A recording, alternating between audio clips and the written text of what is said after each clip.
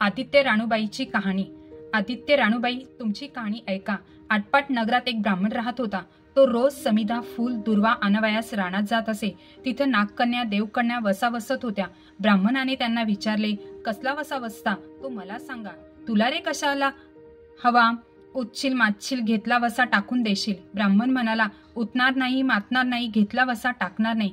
तेव्हा त्या म्हणाल्या, श्रावण मासी पहिला आदित्यवारी न बोलता उठावं, सचिळ वस्त्रासही स्नान करून अग्रोदक पाणी आणावं, विड्याच्या पानावर रक्तचंदनाची आदित्य राणूबाई काढावी, 6 रेघांचं मंडळ करावं, 6 सुतांचा तातू करावा, त्या 6 गाठी द्याव्यात, पान फुल वाहावं, पूजा करावी, पानाचा विडा, फुलांचा झेला, दशांगाचा धूप, गुळ खोबऱ्यांचा नैवेद्य दाखवावा, 6 मास चाळावी, 6 मास पाळावी, मागी रक्त सप्तमी संपूर्ण करावं, संपूर्णास गुळाच्या पोळ्या, बोरण्याची खीर, लोणकडं तूप मिळून जेवू सांगावं, असेल तर चिरगोळी द्यावी, नसेल तर जोडगळ सरी द्यावी, नसेल तर 2 पैसे दक्षिणा द्यावी आणि आपल्या वसाचं उद्यापन करावं। असा वसा ब्राह्मणाने केला। त्याला सूर्यनारायण प्रसन्न झाला, भाग्यलक्ष्मी आली। तेव्हा राजाच्या राणीने ब्राह्मणास बोलवून पाठविलं। ब्राह्मण खूप घाबरला, थरथर कापू लागला। तेव्हा राणी म्हणाली, घाबरू नका, कापू नका, तुमच्या मुली आमच्या येथे द्या।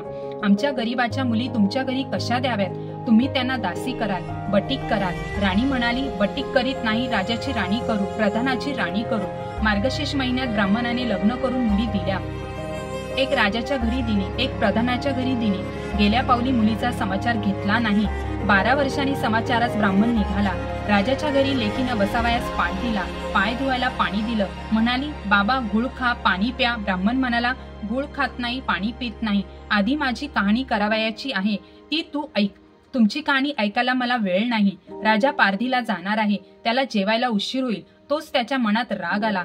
तोच राग मनात धरून ब्राह्मण तेथून तसाच निघाला व प्रधानाच्या घरी आला। वडिलांना पाहताच त्या मुलीने बसायला पाट, पाय धुवायला पाणी देऊन गुळ पाणी दिलं। गुळ खात नाही, पाणी पित नाही, माझी कहाणी करायची आहे, ती तू अगोदर ऐक। तुमची कहाणी नको ऐकू तर कोणाची ऐकू? ती मग घरात गेली, उतरंडीची 6 मोते आणली, 3 आपण घेतली व 3 वडिलांच्या हातात दिली। वडिलांनी सांगितलेली कहाणी मन लावून एकाग्रतेने ऐकली। नंतर जेवून खाऊन वडील आपल्या घरी आले। बायकोनं मुलीचा समाचार विचारलं। जिनं कहाणी ऐकली नाही ती गरीब, दुःखी, कष्टी झाली आणि जिनं कहाणी ऐकली ती मोठ्या सुखात आहे। इकडे जी गरीब झाली होती तिनं आपल्या मुलाला श्रीमंत मावशीकडून काही दिलं तर घेऊन येण्यास सांगितलं। पहिल्या आदित्यवारी पहिला मुलगा उठला, तळ्याच्या पाळी जाऊन उभा राहिला। तेथे प्रधानाच्या दासी होत्या। प्रधानाच्या राणीला जाऊन सांगा की तुमच्या बहिणीचा मुलगा आला आहे। कसा आला आहे, काय आला आहे, फाटकं नेसला आहे, तुटकं पांघरला आहे, तळ्याच्या पाळीला उभा राहिला आहे, परसदारानं घेऊन या। परसदारानं त्या घेऊन आल्या। त्या नाहू माखू घातलं, पितांबर नेसायला दिलं, जेऊ खाऊ घातलं, कोहळा पोखरून होन मोहरा भरल्या व सांभाळून घरी घेऊन जाण्यास सांगितलं। वाटेनं जात असताना सूर्यनारायण माळ्याच्या रूपानं आला व हातातल्या कोहळा काढून नेला। घरी जाताच आईने विचारलं, मावशीने काय दिलं? देवानं दिलं पण कर्मानं नेलं। कर्माचं फळ पुढं उभं राहिलं। मावशीनं दिलं पण ते सर्व गेलं। दुसऱ्या आदित्यवारी दुसरा मुलगा गेला। प्रधानाच्या राणीनं त्याला घरी नेलं, नाहू माखू घातलं, नेसायला पितांबर दिला, जेऊ खाऊ घातलं, काठी पोखरून होन मोहरांनी भरून दिली व न विसरता सांभाळून घरी नेण्यास सांगितली। वाटेत सूर्यनारायण गुराखाच्या रूपानं आले व काठी काढून घेतली, घरी गेला। घडलेली गोष्ट राणीला सांगितली। देवानं दिलं पण कर्मानं नेलं। तिसऱ्या आदित्यवारी तिसरा मुलगा गेला, तळ्याच्या पाळी उभा राहिला। त्याच्याही पहिल्यासारखाच प्रधानाचे घरी नेऊन योग्य आदर सत्कार केला व नारळ पोखरून होना मोहरांनी भरून दिला व सांभाळून घरी नेण्यास सांगितले। घरी जाताना विहिरीच्या काठी नारळ ठेवून पाणी प्यायला तो विहिरीत उतरला। तोच नारळ गडगडत विहिरीत पडला। घरी जाऊन आईला म्हणाला, आई ग, मावशीने दिलं पण देवानं ते सर्व बुडालं। चौथ्या आदित्यवारी चौथा मुलगा गेला, तळ्याच्या पाळी उभा राहिला। त्यालाही पहिल्यासारखंच राणीनं घरी नेलं, योग्य आदर सत्कार केला, त्याला दह्याची शुदरी होना मोहरा घालून बरोबर दिली। सूर्यनारायण घारीच्या रूपाने आला व शुदरी घेऊन गेला। घरी येऊन आईला सांगितलं, आई, मावशीने दिलं पण देवानं ते सर्व नेलं। 5व्या आदित्यवारी आपण उठली, तळ्याच्या काठी उभी राहिली। दासीने तिचा निरोप तिच्या बहिणीला सांगितला। बहिणीने तिलाही परसदारानं घरी नेलं, नाहू माखू घातलं, साडी चोळी नेसायला दिली। प्रधानाची राणी आदित्यवाराची कहाणी करू लागली। काय वसा करतेस ते मला सांग। बहीण म्हणाली, वडिलांची कहाणी ऐकली नाहीस म्हणून तुला दारिद्र्य आलं। राजाच्या राणीने यावर उपाय विचारला। तेव्हा तिनं वसा सांगितला। ती बहिणीच्या घरी राहिली। श्रावणात सांगितल्याप्रमाणे सूर्यनारायणाची पूजा केली। इकडे राजाला भाग्य आलं।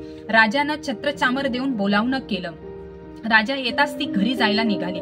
एकमेकींना बहिणींनी आहेर केले. वाटेनी निघाली. पहिली मजले स्वयंपाक केला. राजाला वाढलं, मुलांना वाढलं, आपलं पान वाढून घेतलं. तोच कहाणीची आठवण आली. हाकार केला, डांगोरा पिटला. कोणी उपाशी आहे का शोधण्यास सांगितले. कोणी उपाशी नाही. वाटेने एक मोळी विक्या चालला होता. त्याला कहाणी ऐकायला बोलवलं. तुझ्या बाईची कहाणी ऐकून मला काय फळ, माझं पोट भरलं पाहिजे असं म्हणून तो राणीकडे आला. राणीने 6 मोती घेतली. 3 त्याला दिली व 3 आपल्या हातात ठेवली व मनोभावे कहाणी सांगितली. त्याने मोठ्या भक्तीने ऐकली. त्याची मोळी सोन्याची झाली. तो म्हणाला, कहाणी ऐकल्याचं एवढं फळ, मग बसा घेतल्याचं किती मोठं फळ मिळेल. काय बसा आहे तो सांगा. राणीनं तो उठणार नाही मातणार नाही याची कबुली करून घेतली व बसा सांगितला. दुसऱ्या मजलेस राणी स्वयंपाक केला. मुलांना राजाला वाढलं. आपलं पान वाढून घेताच कहाणीची आठवण झाली. हाकार करून कोणी उपाशी नाही ना याचा शोध घेतला. माळ्याच्या विहिरीला पाणी लागत नव्हतं. त्याचा मळा पिकत नव्हता. असं एक माळी चिंता करीत बसला होता. त्याला कहाणी ऐकण्यास बोलावलं. तो आला. राणीने 6 मोते घेऊन 3 आपण घेतली, 3 माळ्याला दिली. राणीनं मनोभावे कहाणी सांगितली. त्यानं चित्तभावे ऐकली. मळा पिकू लागला. विहिरीला पाणी आलं. तो म्हणाला, कहाणी ऐकल्यावर एवढं फळ, मग बसा घेतल्याचं काय फळ. काय बसा असेल तो मला सांगा. मग राणीनं त्याला बसा सांगितला. तिसऱ्या मजल्यात स्वयंपाक केला. मुलांना वाढलं, राजाला वाढलं, आपलं पान वाढून घेताच कहाणीची आठवण झाली. नगरात कोणी उपाशी नाही ना याचा शोध घेतला. एक म्हातेरी सर्पानं खाल्लं म्हणून ती चिंताक्रांत होऊन बसली. तिला कहाणी ऐकण्यास बोलावलं. राणीने तिला पहिल्याप्रमाणे कहाणी सांगितली. तिची दोन्ही मुलं आली. कहाणी ऐकण्यास एवढं फळ तर बसा घेतल्याचं फळ मोठंच असणार. तेव्हा वसा सांगण्यास सांगितला. राणीनं तिलाही वसा सांगितला. 4थ्या मजल्यात स्वयंपाक करून मुलांना राजाला वाढलं. आपलं पान वाढून घेताच कहाणीची आठवण झाली. कोणी उपाशी नाही ना याची खात्री करून घेतली. काना डोळा मासाचा गोळा, हात नाही पाय नाही असा एक मनुष्य रस्त्यामध्ये होता. त्याच्या अंगावर तांब्याभर पाणी ओतलं. पालता होता तो उताना केला. 6 मोते होती. 3 मोते त्याच्या बेंबीवर ठेवली. 3 मोते आपण घेतली. राणीने सांगितलेली कहाणी त्याने ऐकली. त्याला हातपाय आले. देह दिव्य झाला. त्यानेही राणीस वसा विचारताच राणीने त्यास वसा सांगितला. 5व्या मुक्कामास घरी स्वयंपाक केला. सूर्यनारायण जेवायला आले. 7 दरवाजे उघडले.